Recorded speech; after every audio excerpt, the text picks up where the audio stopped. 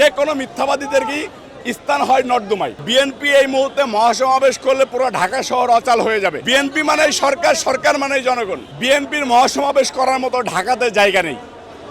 BNP এই মুহূর্তে মহাসমাবেশ করলে পুরো ঢাকা শহর অচল হয়ে যাবে। যে এলাকাতে করবে সেই এলাকা সহ আশপাশের এলাকায় জ্যামজটে ভরে যাবে। বাংলাদেশের একমাত্র জনপ্রিয় দলে পরিণত হয়েছে বিএনপি। এই বিএনপি মানেই জনগণ, জনগণ মানেই বিএনপি। বিএনপি মানেই সরকার, সরকার মানেই জনগণ। গুপ্ত কায়দায় থাকে কারা? ইবলিস। এখন যারা গুপ্তভাবে চলাফেরা করে, যারা সকালে একটা কথা বলে বিকালে আর একটা কথা বলে, সার্বক্ষণিক মিথ্যা কথা বলে, তাদেরকে হয় ইবলিস বলা হয়, না হলে স্বৈরাচার এরশাদ বলা হয়। জামাতের অবস্থা একই রকম।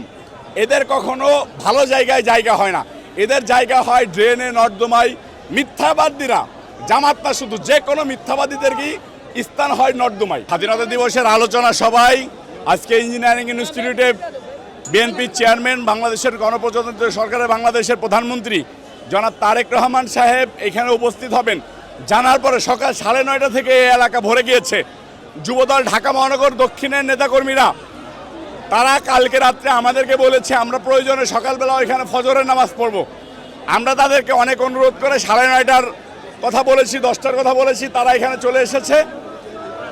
তারেক রহমান সাহেব এদেশের জনগণের নেতা, এটা সারা দেশের পাবলিককে উনি বুঝাইতে সক্ষম হয়েছেন।